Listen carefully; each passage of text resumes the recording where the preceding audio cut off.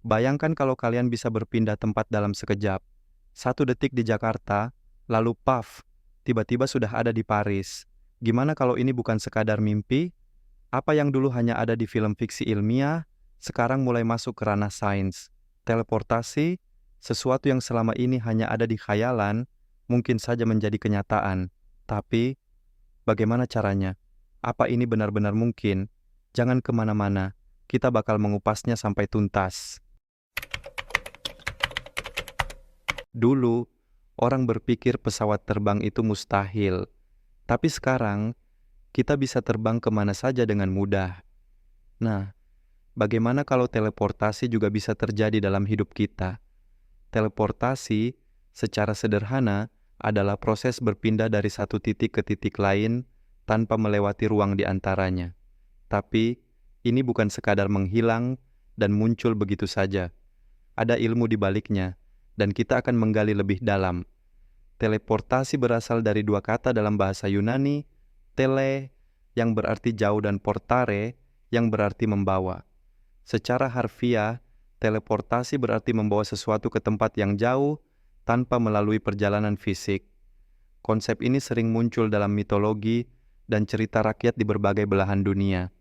Dalam cerita-cerita lama, ada banyak kisah tentang makhluk atau manusia yang bisa menghilang dari satu tempat dan muncul di tempat lain hanya dalam hitungan detik.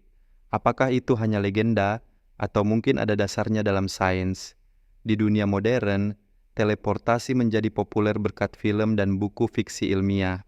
Star Trek, misalnya, memperkenalkan transporter, sebuah alat yang bisa mengurai atom seseorang dan mengirimkannya ke lokasi lain untuk disusun kembali. Konsep ini terdengar menakjubkan, tetapi apakah ada kemungkinan kita bisa melakukannya di dunia nyata? Sejauh ini, para ilmuwan telah mengembangkan teori yang mendekati konsep teleportasi, meskipun masih dalam skala mikroskopis. Salah satu pendekatan yang paling menjanjikan adalah teleportasi kuantum, yang melibatkan pemindahan informasi dari satu partikel ke partikel lain tanpa perantara. Ini bukan teleportasi dalam arti fisik, tetapi lebih ke transfer informasi yang membuka kemungkinan bagi teknologi teleportasi di masa depan. Namun, sebelum kita membahas lebih jauh tentang kemungkinan teleportasi manusia, kita perlu memahami bagaimana sesuatu bisa berpindah tanpa melalui ruang di antaranya. Ada beberapa konsep utama yang perlu kita pelajari, seperti keterikatan kuantum dan dekoherensi kuantum, yang menjadi dasar dari eksperimen teleportasi yang sudah berhasil dilakukan di laboratorium. Tapi sebelum itu, mari kita pikirkan sejenak. Jika teleportasi benar-benar mungkin, bagaimana dampaknya terhadap kehidupan kita sehari-hari? Tidak ada lagi kemacetan, tidak ada lagi tiket pesawat mahal, dan perjalanan jarak jauh bisa dilakukan dalam sekejap. Tapi, apakah semua itu tanpa konsekuensi? Apakah tubuh kita benar-benar tetap sama setelah berpindah? Atau kita hanya menjadi salinan dari diri kita yang asli?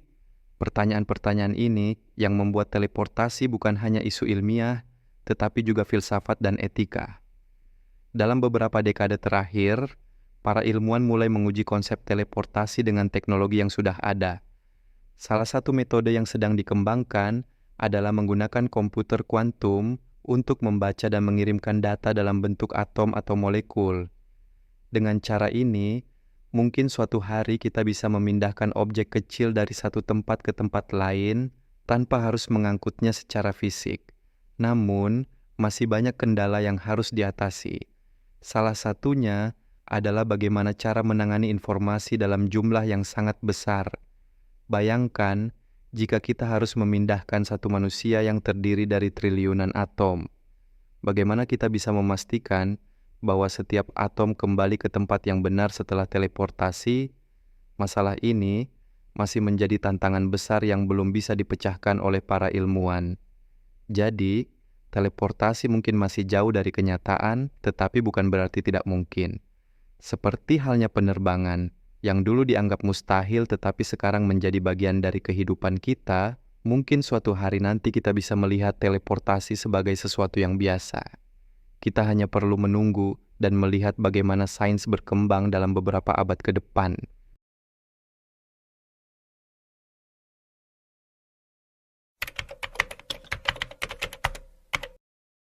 Tahun 1997, sekelompok ilmuwan di Austria melakukan sesuatu yang luar biasa. Mereka berhasil memindahkan keadaan kuantum sebuah partikel ke partikel lain yang berjauhan. Ini bukan sulap, ini sains. Teleportasi kuantum bekerja dengan prinsip keterikatan kuantum, di mana dua partikel bisa saling terhubung meskipun berada di tempat yang berbeda. Ini berarti informasi dapat berpindah tanpa harus melewati ruang di antaranya. Sebuah langkah kecil bagi partikel, tapi langkah besar bagi dunia sains. Lalu, bagaimana cara kerja teleportasi kuantum ini? Konsep dasarnya terletak pada keterikatan kuantum atau quantum entanglement. Dua partikel yang terikat secara kuantum memiliki hubungan yang sangat unik. Ketika satu partikel berubah, partikel lainnya akan berubah secara instan, meskipun terpisah jarak yang sangat jauh. Albert Einstein sendiri pernah menyebut fenomena ini sebagai spooky action at a distance atau aksi menyeramkan dari kejauhan. Teleportasi kuantum bekerja dengan cara memanfaatkan fenomena ini untuk mentransfer keadaan kuantum dari satu partikel ke partikel lain. Jadi, bukan partikel fisiknya yang berpindah, tetapi informasi tentang partikel tersebut yang dikirimkan ke lokasi lain, sehingga partikel yang ada di tempat tujuan bisa memiliki kondisi yang sama persis dengan partikel awal. Ini berarti, dalam konteks tertentu, partikel yang ada di tempat tujuan bisa dianggap sebagai versi baru dari partikel yang telah dikirimkan. Sejak eksperimen pertama tahun 1997, penelitian tentang teleportasi kuantum terus berkembang. Ilmuwan telah berhasil mentransfer informasi kuantum dari satu foton ke foton lain dengan tingkat keberhasilan yang semakin tinggi. Pada tahun 2017, ilmuwan Cina berhasil melakukan teleportasi kuantum dari bumi ke satelit sejauh 1.400 km, sebuah pencapaian besar yang menunjukkan potensi besar dari teknologi ini di masa depan. Namun, masih ada banyak tantangan yang harus dihadapi. Salah satunya adalah mempertahankan keterikatan kuantum dalam skala besar. Semakin kompleks sistemnya, semakin sulit mempertahankan stabilitas keadaan kuantum. Selain itu, ada juga permasalahan dalam hal efisiensi dan kecepatan transfer informasi. Meskipun informasi dapat berpindah secara instan, proses pengukuran dan pengolahan data masih memerlukan waktu yang signifikan.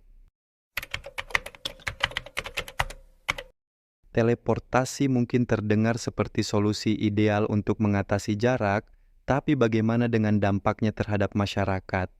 Apa yang terjadi jika teknologi ini benar-benar bisa digunakan secara luas? Mari kita selami lebih dalam. Pertama, mari kita bahas dampaknya terhadap ekonomi. Jika teleportasi menjadi teknologi yang umum, industri transportasi akan mengalami perubahan besar. Maskapai penerbangan, perusahaan kereta api, bahkan industri otomotif bisa kehilangan relevansinya. Orang tidak lagi membutuhkan pesawat atau mobil untuk bepergian jauh. Bayangkan bandara yang sepi, jalanan yang kosong, dan perusahaan minyak yang gulung tikar karena tidak ada lagi kebutuhan bahan bakar dalam jumlah besar. Perekonomian global akan mengalami perubahan drastis dan beberapa sektor mungkin akan musnah sementara sektor baru bermunculan. Namun, perubahan ini tidak hanya berdampak pada industri besar. Jutaan pekerja yang bergantung pada transportasi, seperti pilot, sopir truk, teknisi pesawat, dan bahkan pengemudi taksi, mungkin kehilangan pekerjaan mereka. Seperti yang terjadi dengan otomatisasi di industri manufaktur, teleportasi bisa menjadi teknologi yang membawa efisiensi luar biasa, tetapi juga mengancam mata pencaharian banyak orang. Pertanyaannya, apakah kita siap menghadapi perubahan ini? Selain ekonomi, kita juga harus memikirkan dampaknya terhadap kehidupan sosial. Teleportasi bisa mengubah cara kita bersosialisasi. Saat ini, bepergian ke tempat lain masih memiliki makna emosional, perjalanan jauh, bertemu orang-orang baru, dan mengalami budaya yang berbeda. Jika teleportasi memungkinkan kita untuk berpindah dalam sekejap, apakah pengalaman perjalanan masih akan memiliki makna yang sama, atau malah membuat kita lebih individualistis karena jarak tak lagi menjadi penghalang? Ada juga pertanyaan besar tentang keamanan. Jika siapapun bisa berpindah kemana saja dalam sekejap, bagaimana kita bisa mengontrol pergerakan manusia? Kejahatan bisa meningkat drastis karena pencuri atau pelaku kriminal bisa menghilang begitu saja setelah melakukan kejahatan. Sistem keamanan yang ada saat ini mungkin tidak cukup untuk mengatasi ancaman baru ini. Kita mungkin harus menciptakan sistem kontrol teleportasi yang sangat ketat, tapi apakah ini tidak melanggar kebebasan individu? Di sisi lain, teleportasi bisa membawa manfaat luar biasa bagi dunia medis.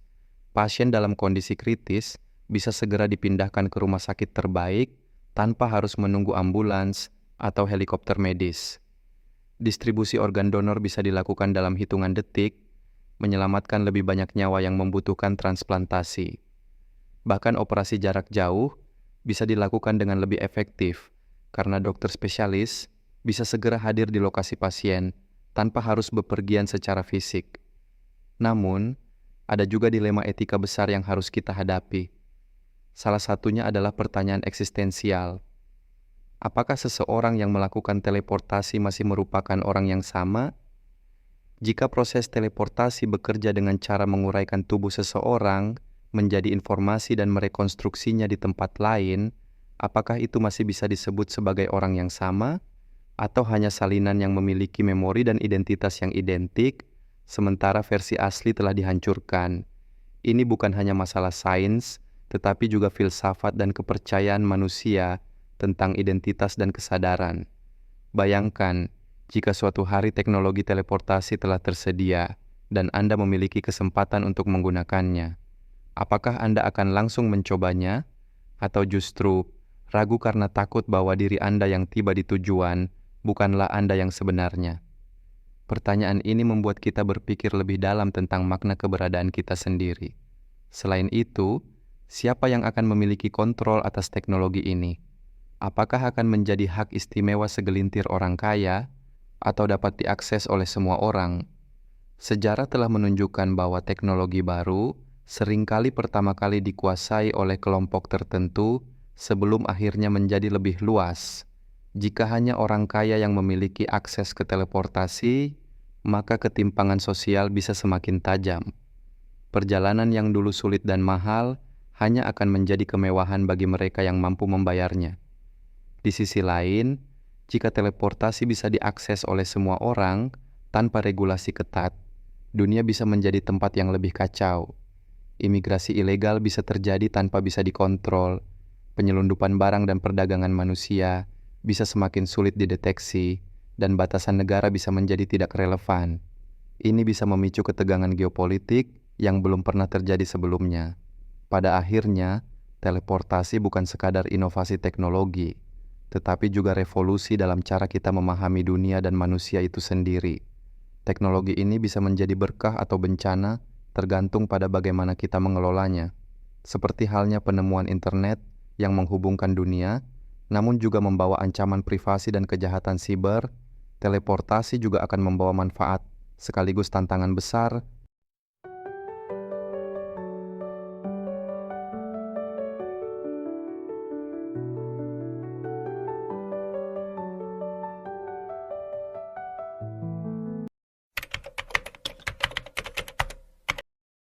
Masa depan terus bergerak, dan setiap hari kita semakin mendekatinya. Apakah yang kita bahas hari ini akan menjadi kenyataan esok? Hanya waktu yang bisa menjawab. Jangan lupa untuk like, komen, dan subscribe agar tidak ketinggalan cerita menarik lainnya. Sampai jumpa di cerita sore hari, karena masa depan selalu punya kisah untuk diceritakan.